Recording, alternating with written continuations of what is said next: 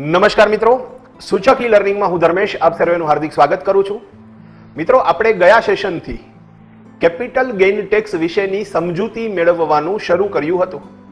તો એક નવો ટોપિક આપણે ઓલરેડી ગયા સેશનથી શરૂ કરી દીધો છે અને ટોપિકનું નામ છે કેપિટલ ગેઇન ટેક્સ. મિત્રો, કેપિટલ ગેઇન ટેક્સ ક્યારે ભરવાનો થાય એ અંગે આપણે સમજૂતી મેળવી લીધી છે.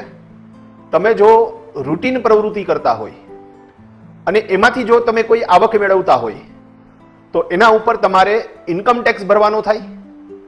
પણ મિત્રો, જો તમે કેપિટલ અસેટ્સને ટ્રાન્સફર કરો છો એટલે કે વેચાણ કરો છો તો એમાંથી તમને જે આવક થાય એની અંદર તમારે કેપિટલ ગેઇન ટેક્સ ભરવાનો થાય. તો ફાઇનલી કેપિટલ અસેટ્સ ટ્રાન્સફર કરવામાં આવે એટલે કે વેચાણ કરવામાં આવે ત્યારે તેમાંથી જો કોઈ નફો ઉદ્ભવે છે, ગેઇન ઉદ્ભવે છે, તો એના ઉપર તમારે કેપિટલ ગેઇન ટેક્સ ભરવાનો થશે. મિત્રો, કેપિટલ ગેઇન ટેક્સની જે ડેફિનેશન છે તેની અંદર મુખ્યત્વે બે શબ્દોનું મહત્વ છે. પહેલો શબ્દ કેપિટલ અસેટ્સ એટલે શું અને બીજો શબ્દ ટ્રાન્સફર એટલે શું. મિત્રો, આપણે ગયા સેશનમાં કેપિટલ એસેટ્સ એટલે શું એ અંગે વાત કરતા હતા. તો મિત્રો, ઇન્કમ ટેક્સ એક્ટની અંદર સેક્શન 2 સબ સેક્શન 14 માં કેપિટલ અસેટ્સ કોને ગણાય એ અંગેની ડેફિનેશન આપેલી છે. મિત્રો, એક જનરલ નોલેજની વાત કરું તો એક્ટની અંદર જે પ્રથમ નંબરની કલમ હોય એટલે કે સેક્શન 1 હોય તે સેક્શન 1 ની અંદર તમને એક્ટનું નામ જાણવા મળે, એક્ટ ક્યારે લગાડવામાં આવ્યો છે અને શેના માટે લગાડવામાં આવ્યો છે એ ડિટેલ્સ જાણવા મળે, અને સાથે સાથે એક્ટ કયા કયા પ્રાંતની અંદર લાગુ પડશે આ અંગેની એક બેઝિક ઇન્ફોર્મેશન જે તે એક્ટ રિલેટેડ નોર્મલી તમને સેક્શન 1 ની અંદર જોવા મળે. અને મિત્રો, એ એક્ટની અંદર જે શબ્દનો ઉપયોગ થયેલો છે, જે ટર્મિનોલોજીનો ઉપયોગ થયેલો છે તે ટર્મિનોલોજીને ડિફાઇન્ડ કરવા માટે સેક્શન 2 આવે છે.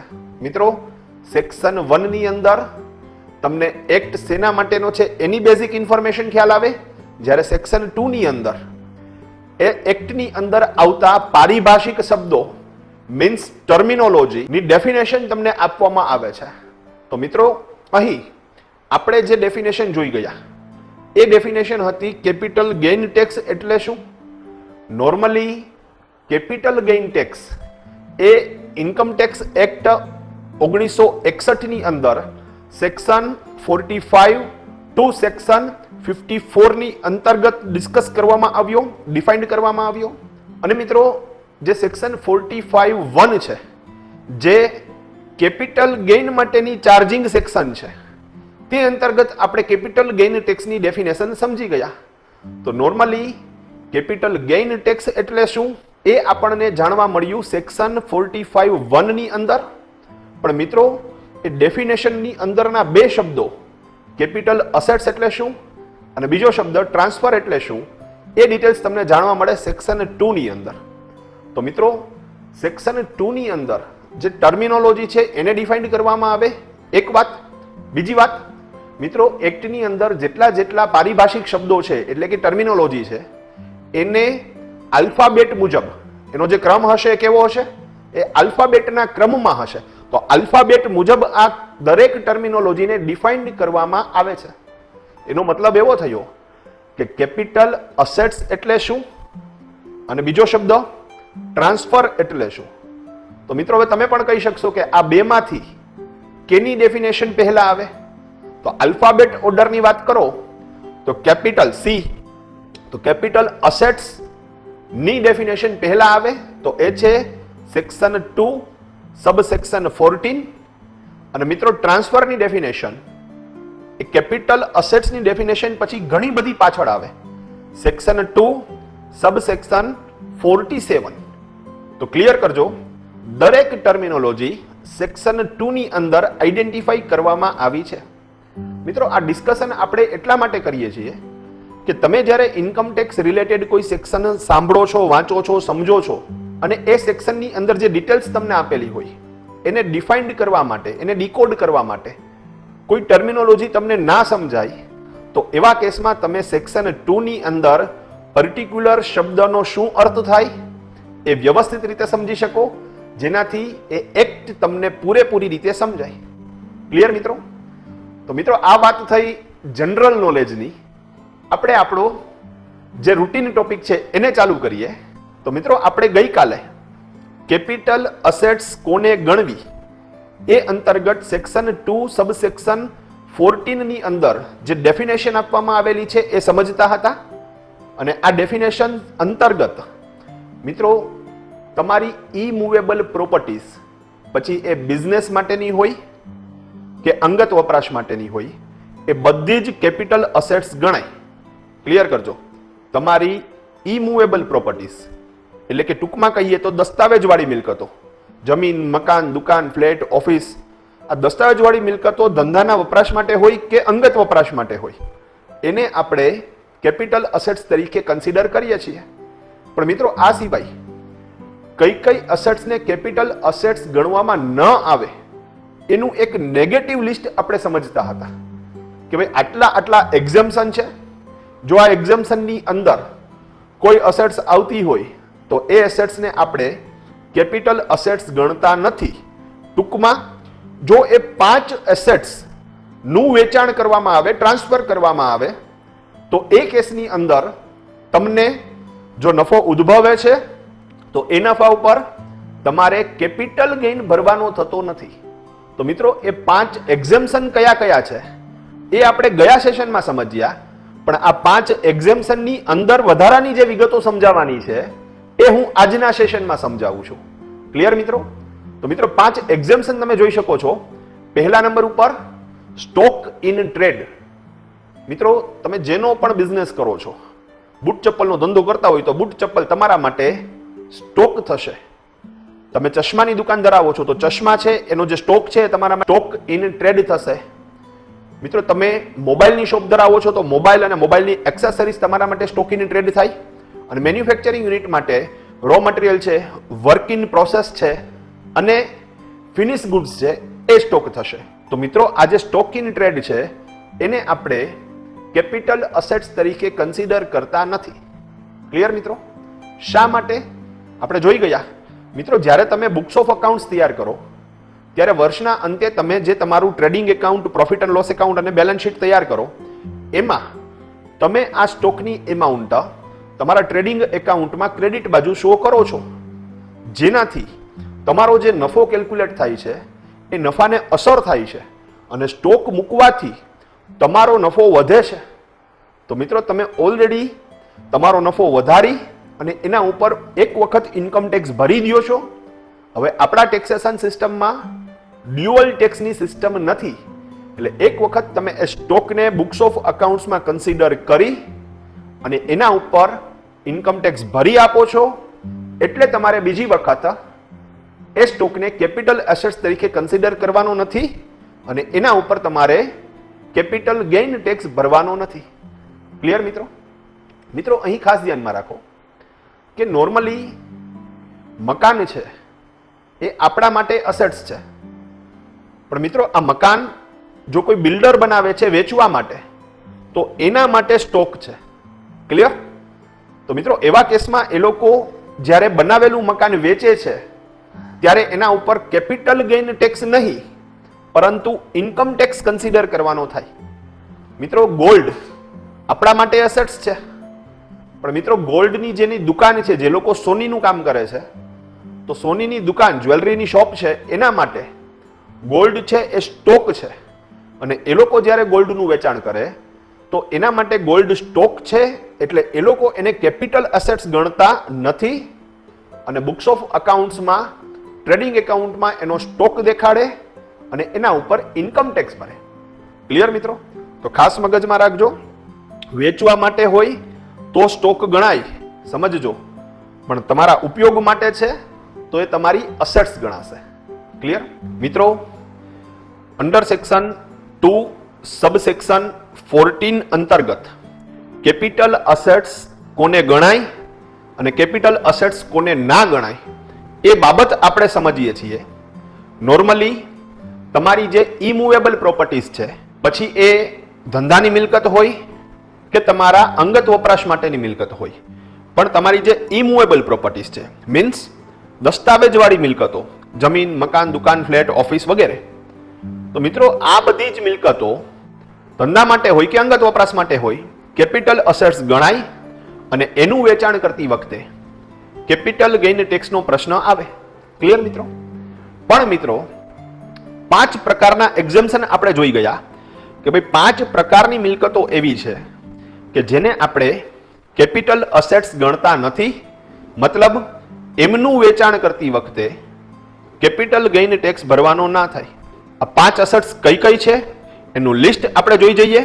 તો સૌથી પહેલા નંબર ઉપર સ્ટોક ઇન ટ્રેડ, બીજા નંબર ઉપર એગ્રીકલ્ચર લેન્ડ, ત્રીજા નંબર ઉપર પર્સનલ અસેટ્સ મૂવેબલ, ચોથા નંબર ઉપર સ્પેશિયલ બેરર બોન્ડ્સ અને પાંચમા નંબર ઉપર નેશનલ ડિફેન્સ ગોલ્ડ બોન્ડ.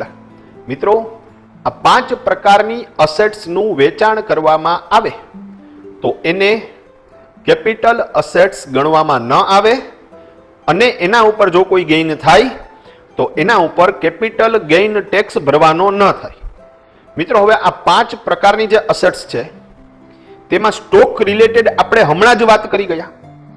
બીજા નંબર ઉપર એગ્રીકલ્ચર લેન્ડ, મિત્રો ખેતીની જમીન. મિત્રો ખેતીની જમીન જ્યારે વેચવામાં આવે ત્યારે એના ઉપર કેપિટલ ગેઇન ટેક્સનો પ્રશ્ન આવે કે ના આવે એ આપણે અત્યારે ડિસ્કસ કરવાનું છે. અને બાકીની જે મિલકતો છે તેના અપવાદરૂપ કિસ્સાઓ આપણે નેક્સ્ટ સેશનમાં લેવાના છીએ. તો મિત્રો એગ્રીકલ્ચર લેન્ડ કેપિટલ અસેટ્સ ગણાય કે ના ગણાય એ બાબતે આપણે ડિસ્કશન શરૂ કરીએ. તો મિત્રો એગ્રીકલ્ચર લેન્ડની અંદર 2 પ્રકારની જમીન, 2 પ્રકારની લેન્ડ, એક અર્બન એગ્રીકલ્ચર લેન્ડ અને બીજા નંબર ઉપર rural agriculture land.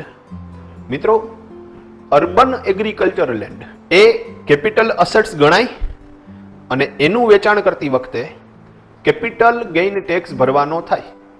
Rural agriculture land capital assets ના ગણાય અને એનું વેચાણ કરતી વખતે કેપિટલ ગેઇન ટેક્સ ભરવાનો ના થાય. ક્લિયર કરજો.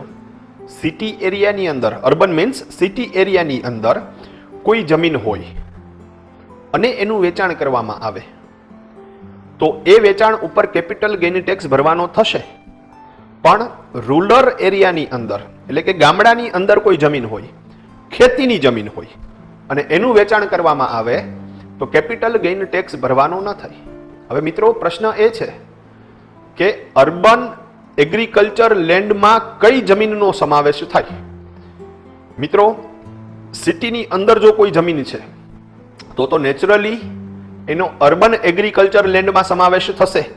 અને સિટીનો મતલબ તમે સમજો છો કે જ્યાં મ્યુનિસિપલ કોર્પોરેશન હોય એને આપણે નોર્મલી સિટી ગણીએ છીએ.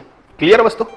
તો મિત્રો જો સિટીની અંદર કોઈ વ્યક્તિની જમીન છે અને એ એગ્રીકલ્ચર લેન્ડ છે, માની લો કે રાજકોટની અંદર રાજુભાઈની સૈયાજી હોટલ પાસે ખેતીની જમીન છે, એના ઉપર એ ખેતી કરે છે પણ છતાં એ છે સિટીની અંદર, તો એને અર્બન એગ્રીકલ્ચર લેન્ડ ગણાય અને એ જમીનનું વેચાણ કરતી વખતે રાજુભાઈએ કેપિટલ ગેઇન ટેક્સ ભરવો પડે. મિત્રો અહીં અર્બન એગ્રીકલ્ચર લેન્ડમાં એક અપવાદ છે. ઓકે, અપવાદ શું છે? માની લો કે કોઈ વ્યક્તિની જમીન સિટી એરિયામાં છે જ્યાં મ્યુનિસિપલ કોર્પોરેશન છે અને એ સિટીની વસ્તી 10,000 થી ઓછી હોય અને જો એ એગ્રીકલ્ચર લેન્ડનું વેચાણ કરવામાં આવે તો એના ઉપર જે નફો ઉદ્ભવે તેના ઉપર કેપિટલ ગેઇન ટેક્સનો પ્રશ્ન ન આવે.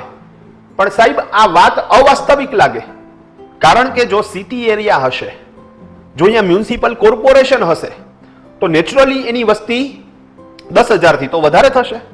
ક્લિયર મિત્રો? હવે મિત્રો મજાની વાત કે માની લો કે કોઈ સિટીની વસ્તી 10,000 કરતા વધારે હોય પણ 1 લાખ કરતા ઓછી હોય. સમજજો, કોઈ સિટીની વસ્તી 10,000 કરતા વધારે છે પણ 1 લાખ કરતા ઓછી છે તો સિટી એરિયાની અંદર રહેલી જમીન તો અર્બન એગ્રીકલ્ચર લેન્ડ ગણાય જ. પણ સિટીની આજુબાજુના 2 કિલોમીટર સુધીની જમીન પણ અર્બન એગ્રીકલ્ચર લેન્ડ તરીકે જ કન્સિડર કરવામાં આવે અને એનું વેચાણ કરતી વખતે કેપિટલ ગેઇન ટેક્સ લગાડવામાં આવે. મિત્રો, તમને એક એક્ઝામ્પલ દ્વારા સમજાવું. માની લો કે કોઈ એક સિટી છે અને એ સિટીની નજીકમાં, એટલે કે સિટીની જે બોર્ડર છે એની બહાર પણ 2 કિલોમીટરની જે બોર્ડર છે એની અંદર જો કોઈ જમીન રાજુભાઈની આવેલી હોય અને રાજુભાઈ એ જમીનનું વેચાણ કરે તો પ્રશ્ન એ છે કે એના ઉપર કેપિટલ ગેઇન ટેક્સ લાગે કે ન લાગે. મિત્રો, સિટીની વસ્તી તમારે સૌ પ્રથમ જોવાની છે. હવે માની લો કે સિટીની વસ્તી 80,000 છે, તો મિત્રો 10,000 થી સિટીની વસ્તી વધારે હોય, 1 લાખથી સિટીની વસ્તી ઓછી હોય, તો સિટીનો એરિયા તો અર્બન એરિયા ગણાય જ, પણ સાથે સાથે સિટીની બાજુનો 2 કિલોમીટર સુધીનો એરિયા અર્બન એરિયા જ કન્સિડર થશે. હવે જો રાજુભાઈની જમીન સિટી એરિયાથી 1 કિલોમીટર દૂર હશે તો એવા કેસમાં એનું વેચાણ કરતી વખતે એમને કેપિટલ ગેઇન ટેક્સ ભરવાનો પ્રશ્ન આવશે. પણ માની લો કે રાજુભાઈની જમીન આ 2 કિલોમીટરનો જે એરિયા છે, બાઉન્ડ્રી છે, એની બહાર છે, તો એવા કેસની અંદર સિટીની વસ્તી 10,000 થી 1 લાખની વચ્ચે છે અને જમીન 2 કિલોમીટરની બોર્ડરની બહાર છે. એટલા માટે રાજુભાઈને કેપિટલ ગેઇન ટેક્સનો પ્રશ્ન નહીં આવે. ક્લિયર મિત્રો? મિત્રો, આપણે હજી એક એક્ઝામ્પલ લઈએ. કારણ કે જેમ જેમ સિટીની વસ્તી વધતી જશે એમ સિટીની ઓરા મોટી થતી જશે. તમે સમજજો, જેમ જેમ સિટીની વસ્તી વધતી જશે એમ સિટીની ઓરા નો વ્યાપ વધતો જશે, એટલે કે વધારે જમીન સિટી સાથે કનેક્ટેડ થશે. સમજાવું તમને. મિત્રો, માની લો કે કોઈ સિટીની વસ્તી 1 લાખ કરતા વધારે છે અને 10 લાખ કરતા ઓછી છે, તો એ સિટીની ઓરા 6 કિલોમીટર સુધી ફેલાયેલી હશે. સમજવા માટે ક્લિયર છે? તો મિત્રો, માની લો કે કોઈ એક સિટી છે, એ સિટીની બહારના ભાગમાં રાજુભાઈની કોઈ જમીન આવેલી છે અને એ સિટીની બોર્ડરથી 6 કિલોમીટરની જે બોર્ડર છે એની અંદરની સાઈડમાં છે. તો મિત્રો, અહીં સિટીની ભલે બહાર હોય પણ 6 કિલોમીટરની બાઉન્ડ્રી છે એની અંદર છે, તો એ સિટીની જ જમીન ગણાય, એ અર્બન એગ્રીકલ્ચર લેન્ડ ગણાય અને એનું વેચાણ કરતી વખતે કેપિટલ ગેઇન ટેક્સનો પ્રશ્ન આવે. પણ મિત્રો, જો કોઈ સિટીની વસ્તી 1 લાખથી વધારે હોય અને 10 લાખ કરતા ઓછી હોય અને એવા કેસમાં જો રાજુભાઈની જમીન સિટીની જે 6 કિલોમીટરની બાઉન્ડ્રી છે એની બહાર આવેલી હોય, સમજજો, સિટીની વસ્તી 1 લાખથી વધારે છે પણ 10 લાખ કરતા ઓછી છે અને રાજુભાઈની જે એગ્રીકલ્ચર લેન્ડ છે એ લેન્ડ સિટીની બહાર 6 કિલોમીટર પછીના એરિયામાં આવેલી હોય, 8 કિલોમીટર, 10 કિલોમીટર, 15 કિલોમીટર સિટીની બહારના એરિયામાં 6 કિલોમીટર પછી આવેલી હોય અને જો રાજુભાઈ એ જમીનનું વેચાણ કરે તો એવા કેસમાં રાજુભાઈને કેપિટલ ગેઇન ટેક્સનો પ્રશ્ન ના આવે. ક્લિયર મિત્રો? અને મિત્રો, હજી એક એની અંદર સ્ટેન્ડ આપણે લઈ લઈએ. માની લ્યો કે સિટીની વસ્તી 10 લાખ કરતા વધારે છે. ક્લિયર કરજો, 10 લાખ કરતા વધારે છે. આપણું રાજકોટ તમે કન્સિડર કરી શકો. તો સિટીની વસ્તી 10 લાખ કરતા વધારે છે. રાજકોટ છે, અમદાવાદ છે, સુરત છે. સમજી ગયા તમે? તો એવા કેસની અંદર સિટીની અંદર કોઈ એગ્રીકલ્ચર લેન્ડ હોય, નેચરલી એનું વેચાણ થશે, અર્બન એગ્રીકલ્ચર લેન્ડ ગણાશે, કેપિટલ ગેઇન ટેક્સ ભરવો પડશે. પણ મિત્રો, હવે અહીં વસ્તી વધારે છે તો સિટીની ઓરા પણ વધારે છે. તો અહીં સિટીની ઓરા 8 કિલોમીટરની સેટ કરવામાં આવી. એનો મતલબ એવો થયો કે જો સિટીની વસ્તી 10 લાખ કરતા વધારે હોય તો સિટીમાં રહેલી જમીન અર્બન એગ્રીકલ્ચર લેન્ડ ગણાય. સાથે સાથે સિટીની બહાર 8 કિલોમીટરની ઓરામાં જો કોઈ જમીન આવેલી છે, ખેતીની જમીન આવેલી છે, તો એનું વેચાણ કરતી વખતે પણ એ અર્બન એગ્રીકલ્ચર લેન્ડ જ ગણાશે અને એના ઉપર કેપિટલ ગેઇન ટેક્સનો પ્રશ્ન આવશે. મિત્રો, માની લ્યો કે રાજુભાઈની જમીન સિટી એરિયાથી 7 કિલોમીટર દૂર છે, એટલે કે 8 કિલોમીટરની જે બાઉન્ડ્રી છે એની અંદર છે. હવે સિટીની વસ્તી 10 લાખ કરતા વધારે છે, તો એવા કેસની અંદર રાજુભાઈ જ્યારે એ જમીનનું વેચાણ કરશે ત્યારે એને કેપિટલ ગેઇન ટેક્સનો પ્રશ્ન આવશે. પણ માની લો કે રાજુભાઈની જમીન સિટી એરિયાથી 10 કિલોમીટર દૂર છે, 10 કિલોમીટર દૂર છે. હવે સિટીની જે વસ્તી છે એ વસ્તી માની લો કે 10 લાખથી વધારે પણ છે, તો એવા કેસની અંદર 8 કિલોમીટર પછી જમીન હોવાથી એ રૂરલ એગ્રીકલ્ચર લેન્ડ ગણાય, એ કેપિટલ એસેટ્સમાં કન્સિડર ના થાય અને એનું વેચાણ થાય તો કેપિટલ ગેઇન ટેક્સનો પ્રશ્ન ના આવે. ક્લિયર મિત્રો? બીજી એક મહત્વની વાત મિત્રો, હવે 8 કિલોમીટર પછીની કોઈ પણ એગ્રીકલ્ચર લેન્ડ રૂરલ એગ્રીકલ્ચર લેન્ડમાં જ કન્સિડર થાય અને એનું વેચાણ કરતી વખતે કોઈ પણ પ્રકારનો કેપિટલ ગેઇન ટેક્સ નહીં આવે. તો એક વખત ઝડપથી, જો સિટી એરિયાની અંદર કોઈ જમીન હોય અને સિટીની વસ્તી 10,000 થી ઓછી હોય તો એનું વેચાણ કરતી વખતે કેપિટલ ગેઇન ટેક્સનો પ્રશ્ન નહીં આવે. પણ જો સિટી એરિયાની અંદર કોઈ જમીન છે અને સિટીની વસ્તી 10,000 થી વધારે છે, જે નેચરલી હોય જ, તો એનું વેચાણ કરતી વખતે કેપિટલ ગેઇન ટેક્સનો પ્રશ્ન આવશે.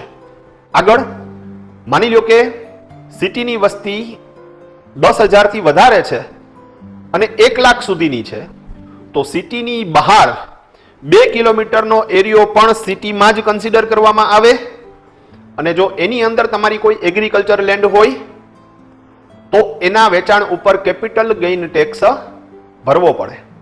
પણ જો સિટીની વસ્તી 10,000 થી વધારે છે, 1 લાખ થી ઓછી છે, 2 કિલોમીટરના એરિયાની બારે કોઈ એગ્રીકલ્ચર લેન્ડ છે અને એનું વેચાણ કરવામાં આવે તો કેપિટલ ગેઇન ટેક્સનો પ્રશ્ન નહીં આવે.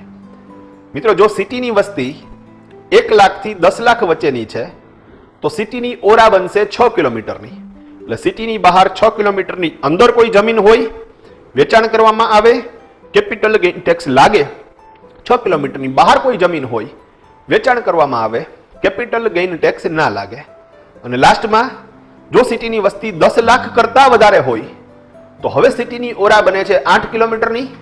મીન્સ સિટીની અંદર અને આજુબાજુના 8 કિલોમીટરના એરિયામાં જો તમારી એગ્રીકલ્ચર લેન્ડ છે અને વેચાણ થાય તો કેપિટલ ગેઇન ટેક્સ ભરવો પડે. 8 કિલોમીટરની બહાર જો તમારી એગ્રીકલ્ચર લેન્ડ છે તો એની અંદર વેચાણ કરતી વખતે કેપિટલ ગેઇન ટેક્સ ભરવાનો થશે નહીં. મિત્રો, અહીં બે વાત ખાસ મગજમાં રાખજો. તમારે આ જે ડિસ્ટન્સ માપવાનું છે એ એરિયલ ડિસ્ટન્સ માપવાનું છે. એરિયલ ડિસ્ટન્સનો મતલબ એક પંખી ઉડે હવામાં તો એર ડિસ્ટન્સ તમારે માપવાનું થાય. અને બીજા નંબર ઉપર એટલે રોડ રસ્તા ઉપરથી તમે જાઓ અને એ મુજબ તમે કિલોમીટર માપો તો એ ના ચાલે. ક્લિયર? બીજા નંબર ઉપર મિત્રો, વસ્તી ગણતરી, જે છેલ્લી વસ્તી ગણતરી થઈ હોય, નોર્મલી દર 10 વર્ષે વસ્તી ગણતરી થતી હોય, તો લાસ્ટમાં 2011માં વસ્તી ગણતરી થઈ, તો 2011ના વસ્તી ગણતરીના આંકડા તમારે સમજવાના, એને કન્સિડર કરવાના અને એના મુજબ કેલ્ક્યુલેશન કરવાનું થાય. તો મિત્રો, એગ્રીકલ્ચર લેન્ડ હોવા છતાં દરેક એગ્રીકલ્ચર લેન્ડમાં કેપિટલ ગેઇન ટેક્સનો પ્રશ્ન ના જ આવે એવું જરૂરી નથી. તો કયા પ્રકારની એગ્રીકલ્ચર લેન્ડ વેચવાથી કેપિટલ ગેઇન ટેક્સનો પ્રશ્ન આવે એ મુદ્દો તમને સમજાઈ ગયો હશે. મિત્રો, આવતા સેશનમાં આપણે આપણો આ જ મુદ્દો કન્ટિન્યુ કરવાના છીએ. મુદ્દો કયો છે? તો આપણે એ સમજીએ છીએ કે અંડર સેક્શન 2 સબ સેક્શન 14 ની અંદર કઈ કઈ મિલકતો કેપિટલ અસેટ્સ ના ગણાય, કઈ કઈ મિલકતો કેપિટલ અસેટ્સ ના ગણાય. એમાં સૌથી પહેલા નંબર ઉપર સ્ટોક ઇન ટ્રેડ, બીજા નંબર ઉપર એગ્રીકલ્ચર લેન્ડ. મિત્રો, ત્રીજા નંબર ઉપર પર્સનલ અસેટ્સ મૂવેબલ. મિત્રો, પર્સનલ અસેટ્સ મૂવેબલ જે છે એમાં પણ અમુક મિલકતો એવી છે કે જે પર્સનલ હોવા છતાં કેપિટલ અસેટ્સ ગણાય અને એના ઉપર તમારે કેપિટલ ગેઇન ટેક્સ ભરવો પડે. તો આવી કઈ કઈ પર્સનલ અસેટ્સ જે કેપિટલ અસેટ્સ ગણાશે અને જેના ઉપર તમારે કેપિટલ ગેઇન ટેક્સ ભરવો પડશે એનું ડિસ્કશન આપણે આવતા સેશનમાં કરવાના છીએ. તો મિત્રો, આજનું સેશન તમને સમજાઈ ગયું હશે. પ્રોફેશનલ એકાઉન્ટ લખતી વખતે આજનો ટોપિક તમારે સમજવો બહુ જ અગત્યનો, કારણ કે તમે કોઈ વ્યક્તિનું અકાઉન્ટિંગ કરતા હોય, એ જ્યારે એગ્રીકલ્ચર લેન્ડનું વેચાણ કરે તો તમે નક્કી કરી શકવા જોઈએ કે એના ઉપર કેપિટલ ગેઇન ટેક્સનો પ્રશ્ન આવશે કે નહીં આવે. ક્લિયર? તો મિત્રો, આવતા સેશનમાં મળીએ. ત્યાં સુધી રજા આપો. જય ભારત, જય હિન્દ.